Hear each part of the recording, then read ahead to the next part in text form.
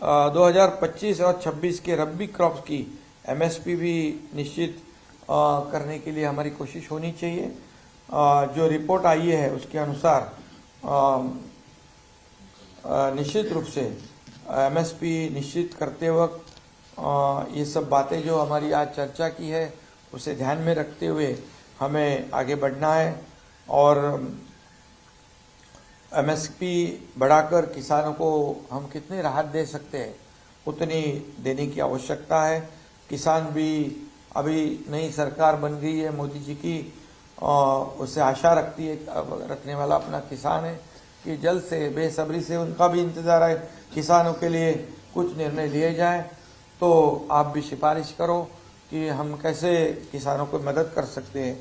और मोदी जी ने भी किसानों के लिए जो क्रॉप इंश्योरेंस से लेकर अनेक योजनाएं बनाई है और निश्चित रूप से आगे भी किसानों के लिए जरूर कई और योजनाएं हमारी केंद्र सरकार निश्चित रूप से करेगी और किसानों के प्रति उनको भी आत्मीयता है, लगाव है हमारे मोदी जी को, क्योंकि वो हमेशा किसानों के बारे में अच्छा ही सोचते, अच्छे निर्णय उन्होंने लिए और खेती हमारी अर्थव्यवस्था का एक प्रमुख हिस्सा है, क्योंकि कितने लाखों करोड़ों किसान हैं जो खेती पर अपना जीवन बिताते हैं, उनका जीवन निर्भर है। और इसलिए जितना भी किसानों के लिए हमारे राज्य सरकार के माध्यम से कई योजनाएं हम कर रहे हैं, केंद्र सरकार से भी जितनी भी योजनाएं हो जाए तो अच्छी बात है। खेती को बढ़ावा देने के लिए हमें आगे चलकर अनाज फसलों की बजाय मैंने कहा कि दलहन तिलहन फसलों के उत्पादन पर अधिक ध्यान, एक मीटिंग में मोदी जी ने बहुत ही इसको प्रमोट किया था और उनका भी कहना है कि ये जो तेल है जो यहाँ से ज़्यादा उसका प्रोडक्शन हो, लेकिन वो जो इम्पोर्ट वाली बात है उसको उसके ऊपर जो टैक्सेशन है, इम्पोर्ट ड्यूटी है, उसका एक मामला है। तो क्या है, हमारे यहाँ ज़्यादा किसान तेल का उत्पादन करेगा, पल्सेस का उत्पादन करेगा और ज़्यादा पैसे मिलेंगे उनको। तो इसलिए कृषि मूल्य आयोग से इसमें बहुत बड़ा आपका योगदान रहने की आवश्यकता है। हमारे पाशा पटेल और पाशा पटेल भाई तो हमेशा ये उनकी कोशिश रहती है, ये करो वो करो, चालू है उनका काम। और इसमें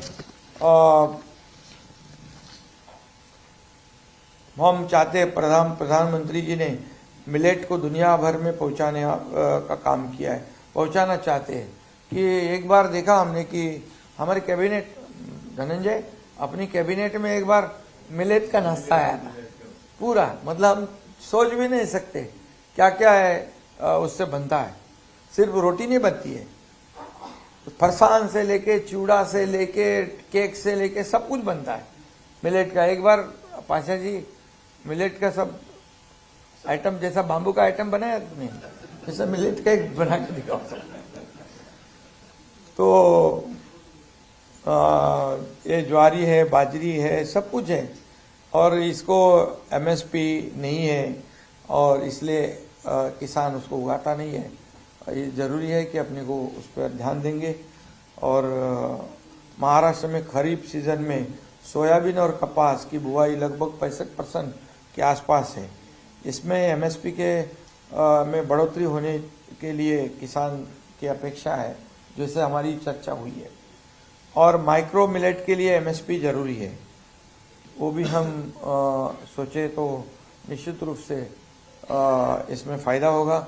उसमें भी कई वैरायटी है और ये सब हेल्थ के लिए, शरीर के लिए काफ़ी लाभदायक है और ये भी हमें करने की ज़रूरत है।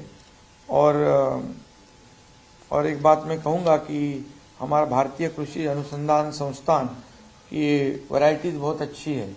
आशा भाई ने मुझे बताया कि उसका विस्तार भी करना ज़रूरी है, जितना विस्तार करे उतना किसानों को फ़ायदा हो जाए।